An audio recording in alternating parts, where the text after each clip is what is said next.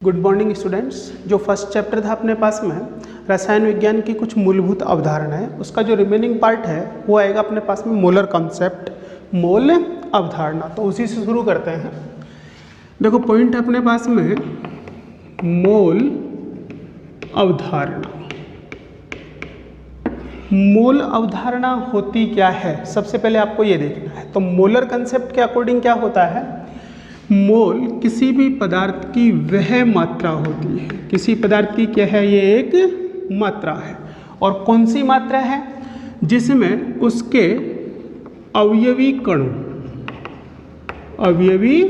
कणों की संख्या या पदार्थ के कणों की संख्या, यूं भी कह सकते हैं पदार्थ के कणों की संख्या C12 के 12 ग्राम में उपस्थित परमाणुओं की संख्या के बराबर होती है, एक मोल कहलाता है। तो स्टूडेंट्स, आपको मोलर कंसेप्ट की यदि बात करते हैं तो क्या ध्यान रखना है, मोल जो है किसी पदार्थ की एक मात्रा होती है, और मात्रा है निश्चित मात्रा है। और क्या होती है, किसी भी पदार्थ की वह मात्रा जिसमें उसके कणों की संख्या 12C या C12, जो कि क्या है, कार्बन का समस्थानिक, तो C12 के 12 ग्राम में उपस्थित परमाणुओं की संख्या के बराबर होती है, एक मोल कहलाता है। तो क्या देख सकते हैं अपन यहाँ पर, एक मोल बराबर क्या होगा, 12C के 12 ग्राम में उपस्थित परमाणु। तो ये जो मात्रा होगी वो क्या कहलाएगी, एक मोल। यदि आपको डेफिनेशन लिखनी है तो स्टूडेंट्स क्या लिखना है, किसी पदार्थ की वह मात्रा जिसमें उसके कणों की संख्या कार्बन 12 के 12 ग्राम में उपस्थित परमाणुओं की संख्या के बराबर होती है, एक मोल कहलाता है। देखो जो मोल है ये पदार्थ की मात्रा की SI यूनिट होती है, SI इकाई होती है। यदि इसको बात करते हैं कि पदार्थ की जो मात्रा होती है उसको अपन किस में देख रहे थे, AMU में, एटॉमिक मास यूनिट में। और आजकल इसके स्थान पे क्या लिखा जा रहा था, यूनिट लिखा जा रहा था। तो आपको ध्यान क्या रखना है कि जो मोल होता है वो क्या होती है, पदार्थ की मात्रा की SI यूनिट होती है। और यूनिट जो लिखते हैं वो किस में लिखते हैं, एटॉमिक मास यूनिट, या जो द्रव्यमान का मात्रक है आपको पहले बताया हुआ है क्या होता है, यूनिट होता है।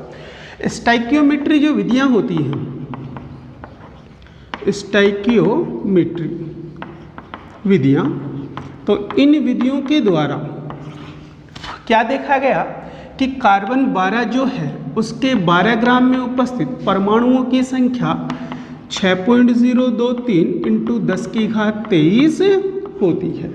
तो इसके आधार पे मोल की एक नई डेफिनेशन दी गई, और वो डेफिनेशन क्या दी गई, किसी भी पदार्थ की वह मात्रा जिसमें उसके कणों की संख्या कितनी होती हो, 6.023 इंटू 10 की घात 23 होती है, एक मोल कहलाता है। तो इसे क्या कहा जाता है, एक मोल कहा जाता है। तो इस प्रकार से क्या दिया गया था, मोलर कंसेप्ट दिया गया था। और मोलर कंसेप्ट क्या था, एक ऐसा यूनिट थी, मतलब पदार्थ की मात्रा जो होती है उसको नापने का ऐसा ही मात्रक होता है। क्या दिया गया था, किसी भी पदार्थ की वह मात्रा जिसमें उसके कणों की संख्या 12C के 12 ग्राम में उपस्थित परमाणुओं की संख्या के बराबर होती है। अब स्टोइकियोमेट्री विधियां होती हैं जिनके द्वारा क्या ज्ञात किया जाता है, कणों की संख्या और द्रव्यमान ज्ञात किया जाता है। तो उसके द्वारा क्या देखा गया था स्टूडेंट्स, कि जो 12C होता है, कार्बन 12 होता है, उसके 12 ग्राम में उपस्थित परमाणुओं की संख्या 6.023 इंटू 10⁻23 10 की घात 23 होती है। तो इस आधार पे क्या कहा गया कि एक मोल किसी भी पदार्थ की वह मात्रा है जिसमें पदार्थ के कणों की संख्या कितनी होती है, 6.023 इंटू 10 की घात 23 होती है। और इस संख्या को क्या नाम दिया गया, आवोगाद्रो संख्या। और इससे किससे प्रदर्शित किया गया, Na से प्रदर्शित किया गया। तो ये है अपने पास में मोलर कंसेप्ट। आपको ये ध्यान रखना है कि एक मोल कोई भी पदार्थ है, इसके द्रव्यमान को यदि ग्राम में व्यक्त किया जाए तो क्या कहते हैं इसको, मोलर द्रव्यमान। कई बार पूछ लेता है कि पदार्थ का मोलर द्रव्यमान क्या होता है। तो कोई भी पदार्थ है उसका एक मोल जो है, मतलब उसकी एक मोल जो मात्रा है उसके द्रव्यमान को यदि ग्राम में प्रदर्शित किया जाता है तो उसे क्या कहा जाता है स्टूडेंट्स? मोलर द्रव्यमान कहा जाता है। तो मोलर कंसेप्ट के अकॉर्डिंग आपको अवोगाद्रो संख्या यहाँ पर ध्यान रखनी है। अब देखो इसके बाद में जो पॉइंट आता है वो आता है अपने पास में प्रतिशत संगठन। और स्टूडेंट्स प्रतिशत संगठन इम्पोर्टेंट है, कई बार सीधा क्वेश्चन आता है, कई बार प्रतिशत संगठन के अकॉर्डिंग मूलानुपाती सूत्र और अणुसूत्र आप लोगों को पूछता है।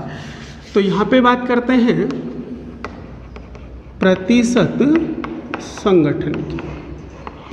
तो देखो कोई भी यौगिक है, ठीक है, उसमें किसी परमाणु का या किसी तत्व का प्रतिशत संगठन निकालना है।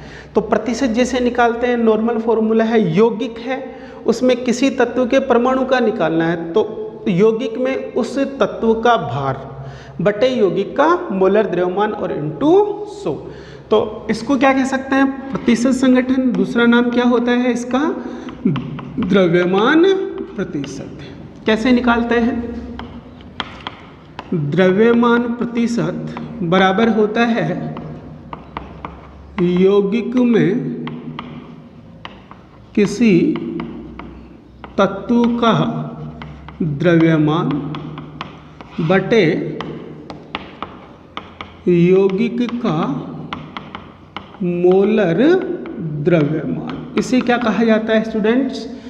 द्रव्यमान का अनुपात। और इसे यदि 100 से गुणा कर दें तो इसे क्या कहा जाता है? द्रव्यमान प्रतिशत कहा जाता है। एक एग्जाम्पल के थ्रू देखते हैं।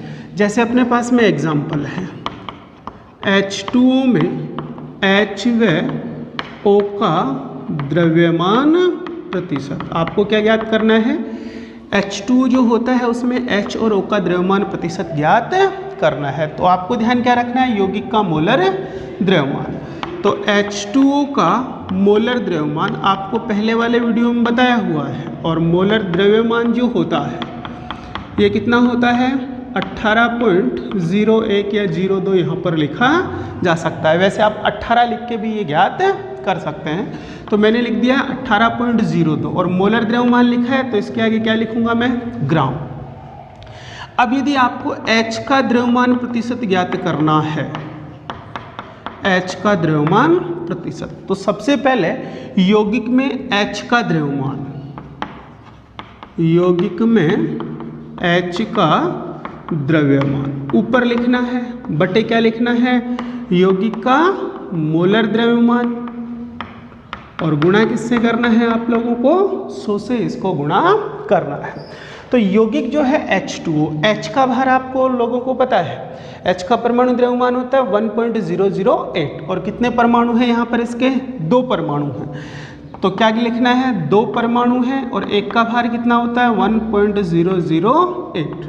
और मोलर द्रव्यमान अपन ने पहले देख लिया है कितना होता है? 18.02।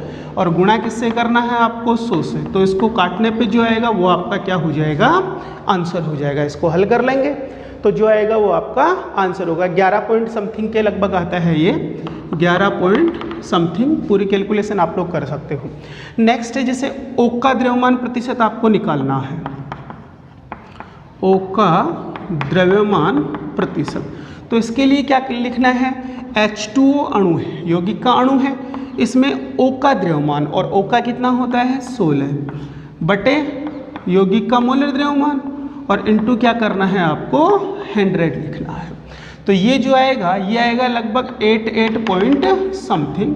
तो इस प्रकार से आप क्या कर सकते हो? कोई भी जो यौगिक है उसमें तत्वों का द्रव्यमान प्रतिशत ज्ञात कर सकते हैं। तो ये द्रव्यमान प्रतिशत आपको ज्ञात करना आना चाहिए, क्योंकि इससे अपन मूलानुपाती सूत्र और अणुसूत्र होते हैं उनकी कैलकुलेशन करेंगे आगे। तो देखिए स्टूडेंट्स, अब आता है अपने पास में पॉइंट मूलानुपाती सूत्र और अणुसूत्र। देखो 2 पॉइंट हैं, एक तो है मूलानुपाती सूत्र और दूसरा है अणु सूत्र। ये 2 पॉइंट हैं, दोनों में डिफरेंस आपको ध्यान रखना है। देखो मूलानुपाती सूत्र क्या होता है, अणुसूत्र क्या होता है। कोई भी यौगिक जो होता है उसका ऐसा सूत्र जो यौगिक में उपस्थित सभी तत्व हैं उनके परमाणुओं का सरलतम पूर्ण संख्या अनुपात प्रदर्शित करता है, वह सूत्र मूलानुपाती सूत्र कहलाता है।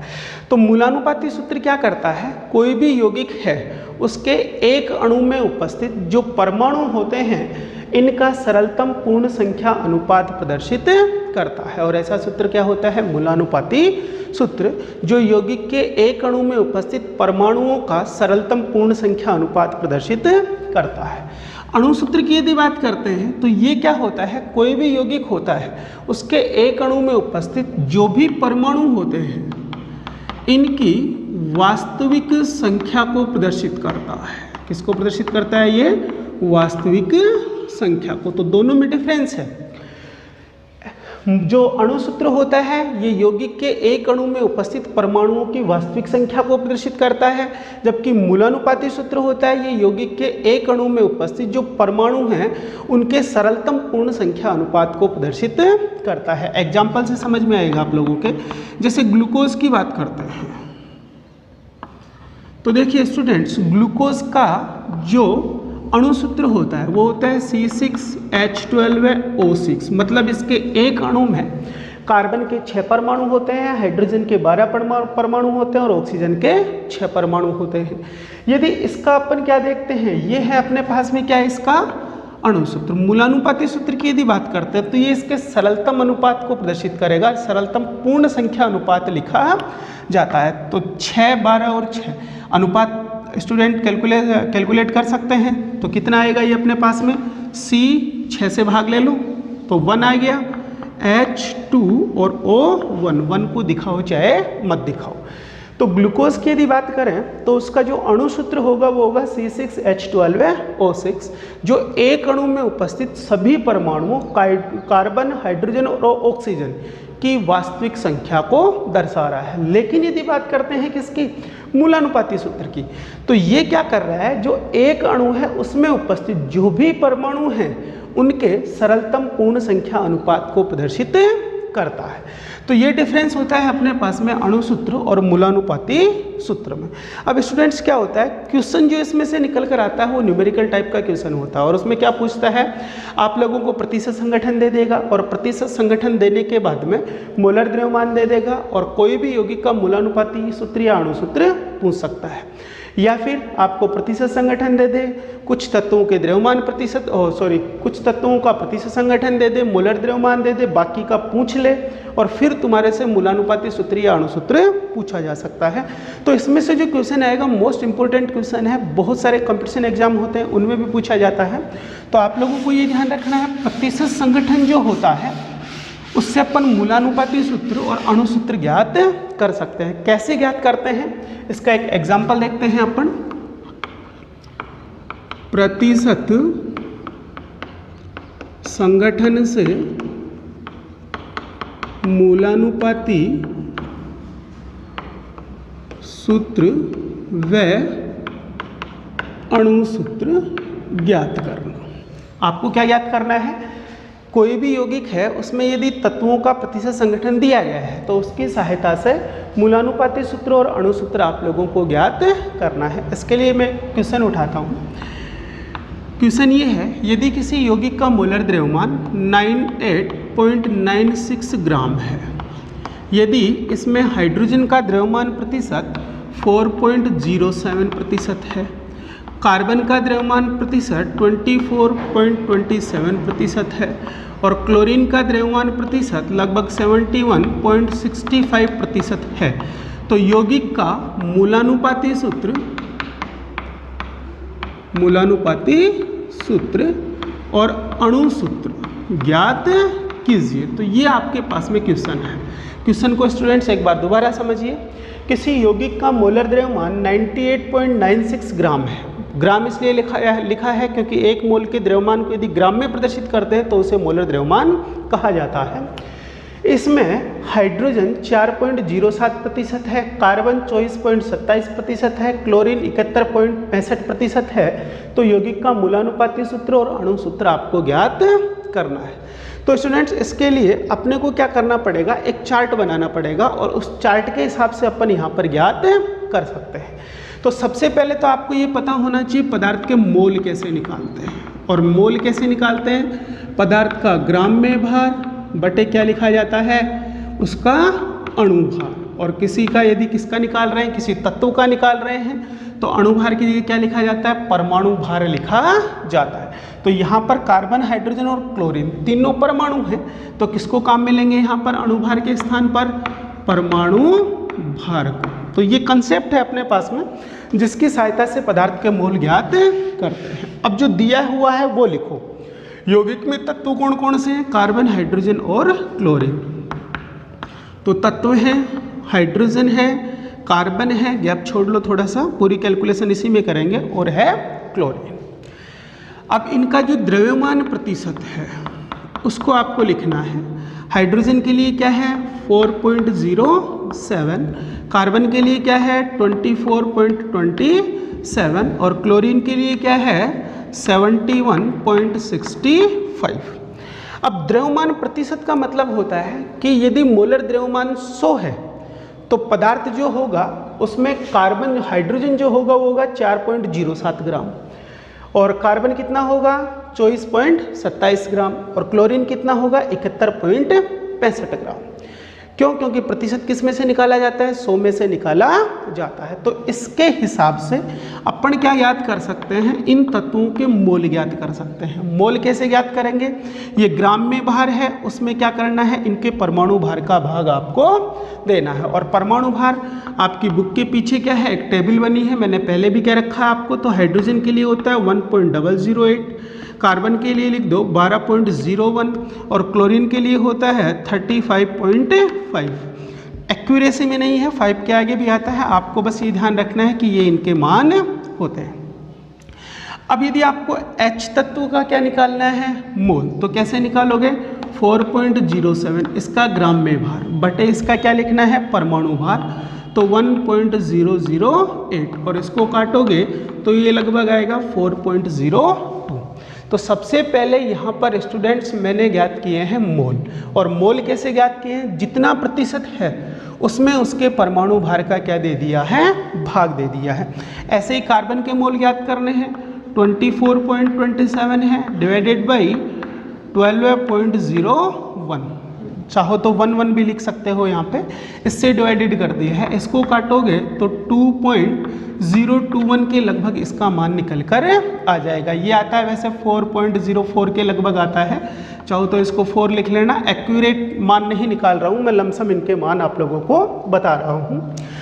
क्लोरीन है तो उसमें भी आपको मेथड ध्यान रखना है, ये इसका प्रतिशत है तो 71.65 डिवाइडेड बाई क्या लिखना है आपको 35.5 और ये भी आएगा लगभग 2.021 के लगभग।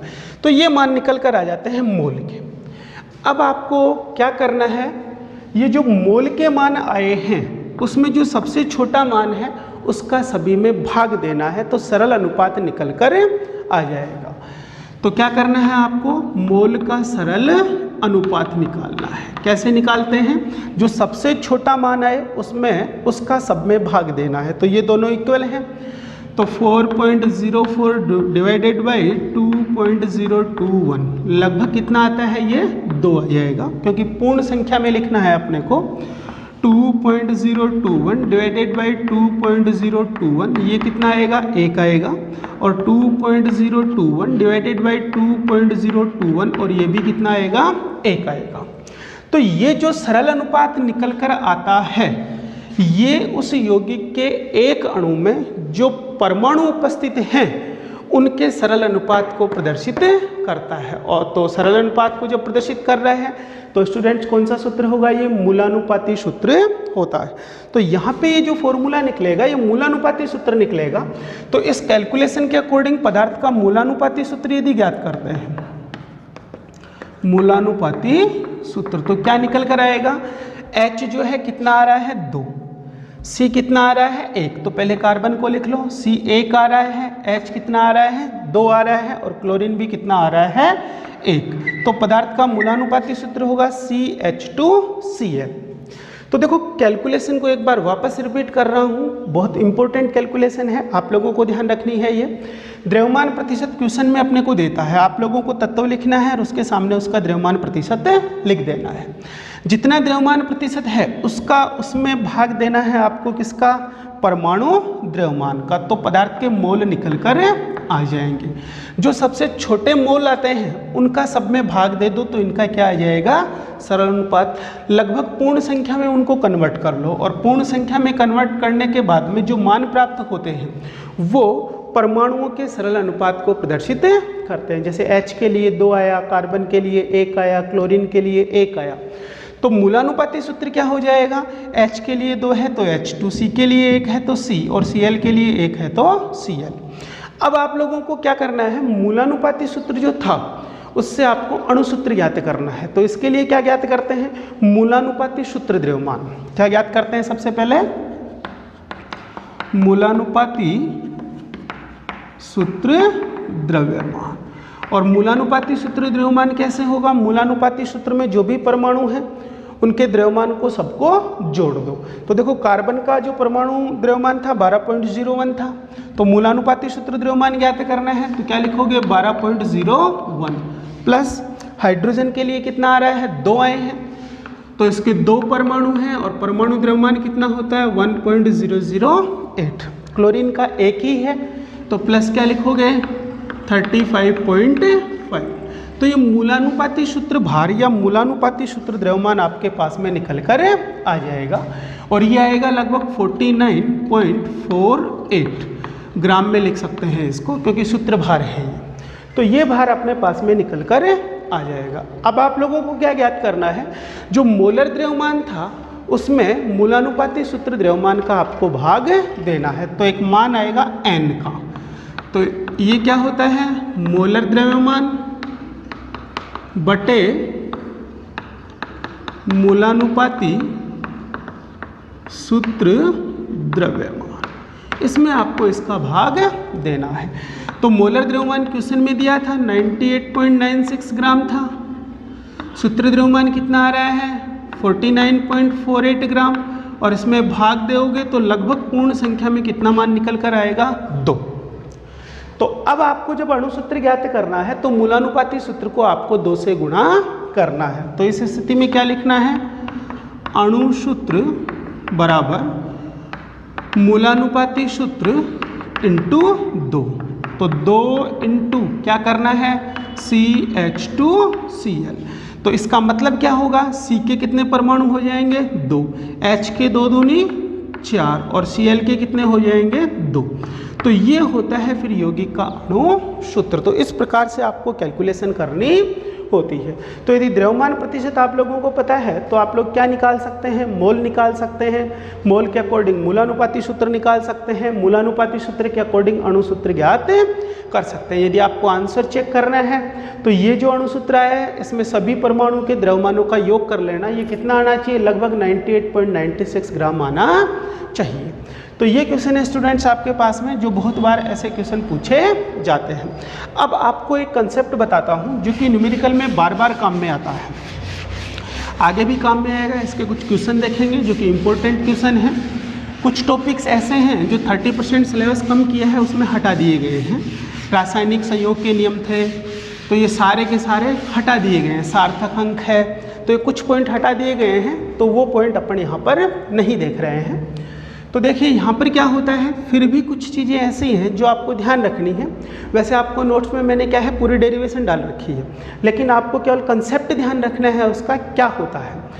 कोई भी गैस के लिए जो अणुभार होता है ये होता है 2 × वाष्प घनत्व। ये फॉर्मूले आपको ध्यान रखने हैं। किसके लिए है ये, गैस के लिए, गैस के लिए। और मेनली एनटीपी पर ये मान ज्ञात किए जाते हैं। किसी भी गैस का अणुभार होता है उसके वाष्प घनत्व का 2 गुना होता है। मोल यदि निकालने हैं और आपको पदार्थ का क्या दिया है, द्रव्यमान, तो उस स्थिति में क्या लिखेंगे, पदार्थ का द्रव्यमान बटे उसका अणुभार, या अणुभार नहीं लिख के आप लोग क्या लिख सकते हो, जब पदार्थ के मोल निकाल रहे हो तो सीधा भी लिख सकते हो मोलर द्रव्यमान। ठीक है स्टूडेंट्स, तो पदार्थ के यदि मोल निकालने हैं तो पदार्थ का जो द्रव्यमान है उसमें उसके मोलर द्रव्यमान का भाग दे देंगे।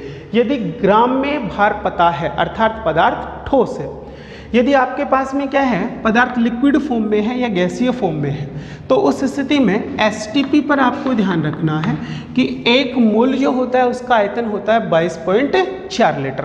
तो यहाँ पर क्या होगा, पदार्थ का आयतन लीटर में बटे 22.4।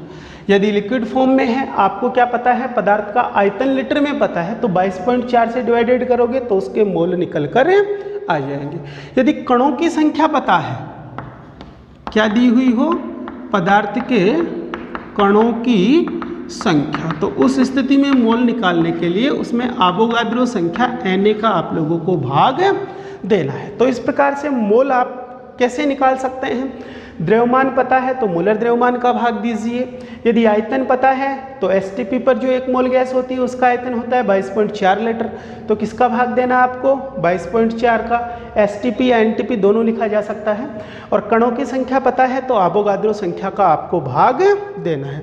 इस आधार पर आप लोग जब न्यूमेरिकल सोल्व करोगे तो एक चार्ट आपके पास में निकल कर आएगा, वो आपके दिमाग में सेट होना चाहिए। देखो मोलरता आगे कंसेप्ट आएगा अभी, ठीक है। दूसरा है अपने पास में मोल। अब मोल से क्या ज्ञात कर सकते हैं अपन, पदार्थ के अणुओं की संख्या या कणों की संख्या। अणु की जगह क्या भी लिख सकते हैं कण, क्योंकि वो अणु भी हो सकता है और परमाणु भी हो सकता है।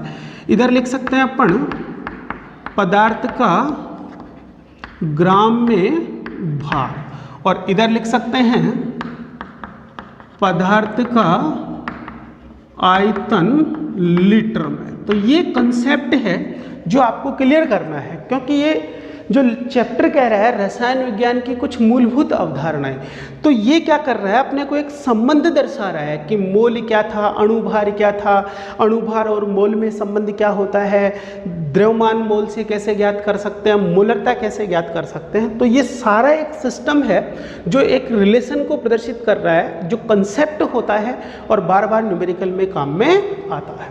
तो देखिए स्टूडेंट्स, सबसे पहले बात करते हैं मोल की। मोल से यदि आपको मोलरता ज्ञात करनी है तो आयतन का भाग दे देते हैं, जितना आयतन होता है उसका भाग, पदार्थ के आयतन का भाग लीटर में लेके फिर भाग दे देंगे। यदि मोलरता से मोल ज्ञात करने हैं तो क्या करना है, आयतन का आप लोगों को इसमें गुणा करना है। क्यों, क्योंकि मोलरता क्या होती है, मोल प्रति लीटर, मतलब मोल में किसका भाग दे दिया, आयतन का। तो देखो स्टूडेंट्स, मैंने वही किया है, मोल में आयतन का भाग दिया, किसके आयतन का, पदार्थ के आयतन का, जिसकी मोलरता ज्ञात करनी है। तो जितने मोल हैं उसमें उस पदार्थ के आयतन का भाग दिया, क्या निकल कर आ गई, मोलरता। जब भाग देने पे मोलरता आ रही है तो मोलरता आपको पता है तो आयतन से गुणा कर दीजिए, वापस क्या निकल कर आ जाएगा, मोल।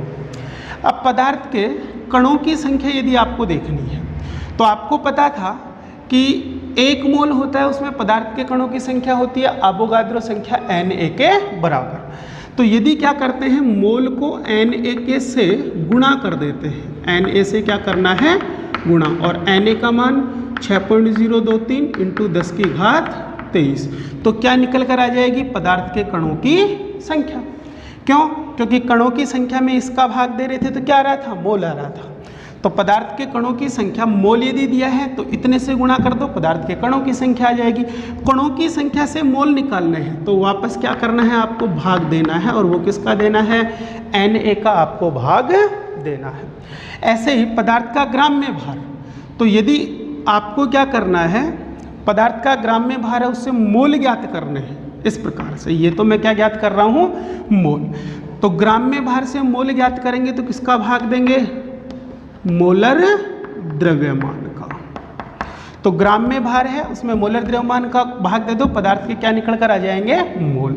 लेकिन मोल दिया है उसको मोलर द्रव्यमान से गुणा कर दे, मोलर द्रव्यमान से गुणा किया जाए तो उस स्थिति में मोल को यदि पदार्थ के मोलर द्रव्यमान से गुणा करते हैं तो पदार्थ का ग्राम में भार निकल कर आ जाता है। तो यहाँ पे क्या दिया है अपन ने, भाग, मतलब पदार्थ का ग्राम में भार। अभी 3 फॉर्मूले बताए थे, उन्हीं का चार्ट है केवल ये। पदार्थ का ग्राम में भार है, उसमें मोलर द्रव्यमान का भाग दो, मोल आ जाएंगे। तो मोल यदि दिया है, ग्राम में द्रव्यमान ज्ञात करना है तो मोलर द्रव्यमान से गुणा कर दीजिए। ठीक इसी प्रकार से आपके पास में ये वाली टर्म्स है। एक बार आपको क्या करना है, मोल से पदार्थ का आयतन ज्ञात करना है तो क्या करना है, गुणा करना है 22.4 से, और पदार्थ के आयतन लीटर में जो है उससे मोल ज्ञात करना है तो भाग देना है आपको 22.4 का, क्योंकि एक फॉर्मूला बताया था मैंने, पदार्थ का आयतन लीटर में बटे 22.4 क्या था, मोल। तो मोल से यदि पदार्थ का आयतन ज्ञात करना है तो आप लोगों को 22.4 से गुणा करना है। तो स्टूडेंट्स ये कंसेप्ट हैं जो पूरे आप लोगों को मैंने यहाँ पर समझा दिए हैं। अब जो अपने पास में बचता है वो बचता है अभिक्रिया के स्टोइकियोमेट्री या रस समीकरण मिति, जो नेक्स्ट वीडियो में अपन देखेंगे, और ये जो कंसेप्ट है इसके अकॉर्डिंग कुछ क्वेश्चन सॉल्व करेंगे। Thank you.